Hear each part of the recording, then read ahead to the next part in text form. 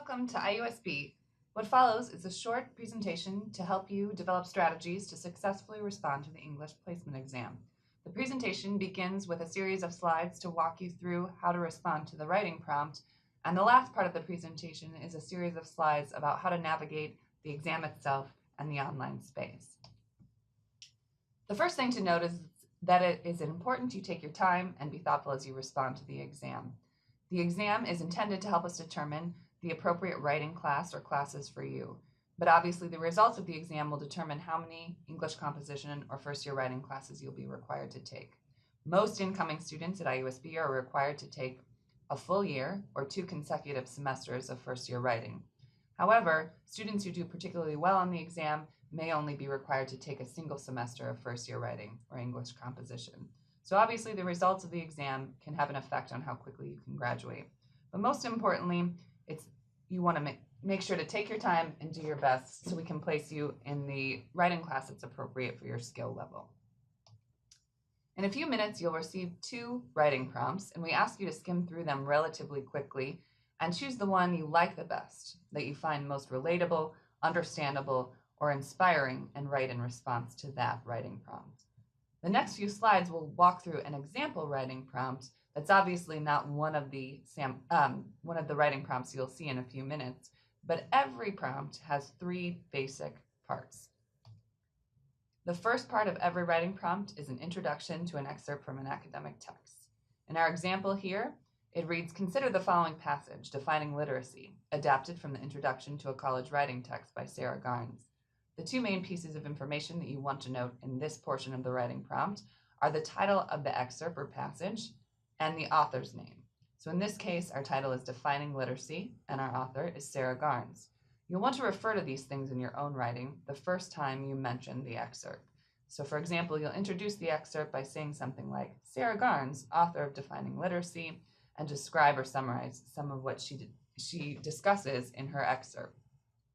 Once you've referred to the author by full name and introduced the title of the excerpt, you can simply refer to the author by last name throughout the remainder of your writing response. The second part of any prompt is the excerpt itself. Once you've chosen the prompt you wish to write in response to, you want to go back through it and read it much more carefully, since good reading and good writing go hand in hand. As you read through the excerpt, you want to look for things we call key terms in first year writing classes. Key terms is basically convey the main ideas of the passage. They're themes, the big concepts the author really wants us to understand as readers. We can recognize key terms because the author usually uses them multiple times in the passage, and they'll go to great lengths to carefully define the term so the reader understands the term or idea the way that they want them to. And again, these key terms are used to convey the main idea of the passage. Here is an example of the second part of the prompt, an excerpt from an academic text with the key terms identified. You can see here the very first word in the excerpt, literacy, is a word that comes back often in the passage, and this, in fact, is the main key term in this excerpt or passage. Here, the author wants us to understand that literacy is broader than reading and writing. She defines it as understanding different cultural groups, communities, and social situations.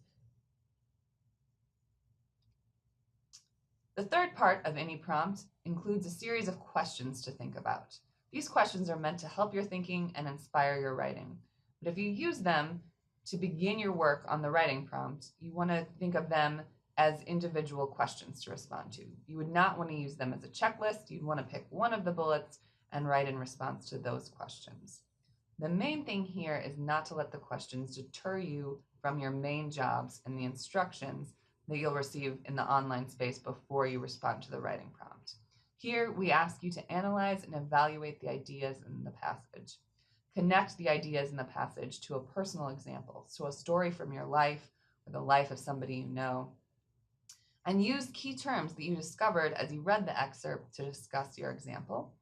And lastly, we asked you to work with at least 2 specific and direct quotations from the excerpt or passage. Now, when you get into the online space, the first thing you'll see is this screen with the honor pledge. We essentially ask you to read through this, but you don't have to do anything here other than to click Go to the Placement Exam.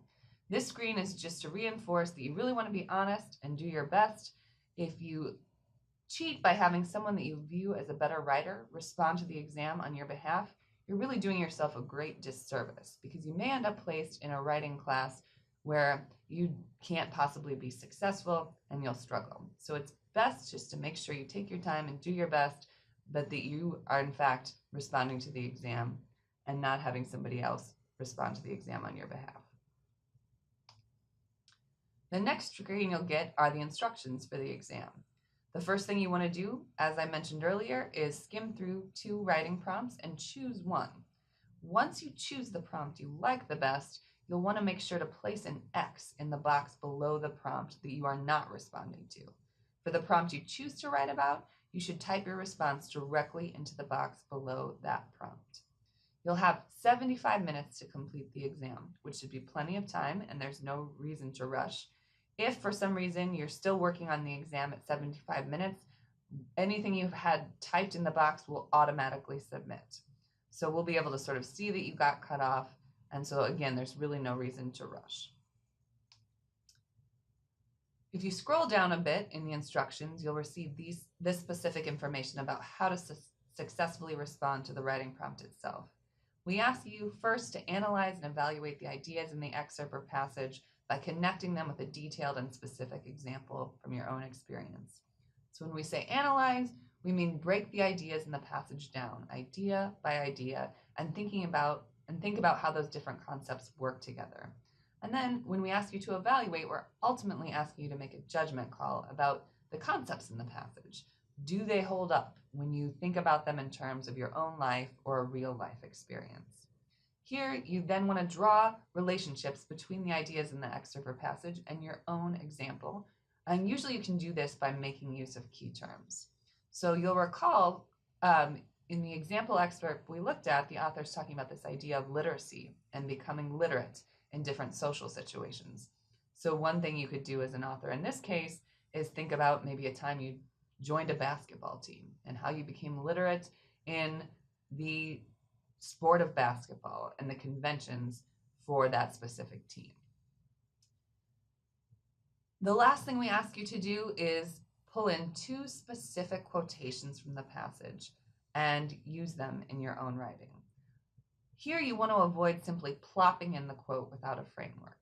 Instead, you want to make sure you try to provide a framework for the reader. You want to imagine or pretend that you're writing for a reader who's never read the excerpt.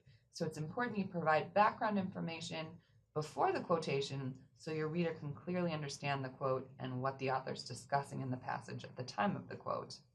You also want to integrate the quote into a sentence of your own. Sometimes this can be a fairly simple move, like Garnes states, and then providing the quotation.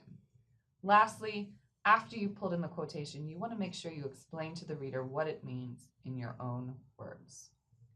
Once you're sure you've read and understood the instructions for responding to the writing prompt, you'll scroll down a bit and you'll see this last part of the instructions, which essentially direct you to contact the Gateway Information Center at IUSB if you run into problems responding to the exam or technical issues. After you've typed an X into the prompt you do not wish to write about and typed your response into the box below the prompt you do wish to write about, you'll submit Next at the bottom of the screen once you've completed the exam. It's important to note here that you'll not see an immediate response or immediate score for your exam. So you want to click the Next button to confirm and move on to the next screen. Just to reinforce, this is an example of what an X in the box below the prompt you do not wish to respond to should look like, and then you'll click the Next button after you've responded to the prompt you do wish to write in response to. After you click that Next button, you'll get this screen, which essentially congratulates you on completing the exam and provides you with some additional information.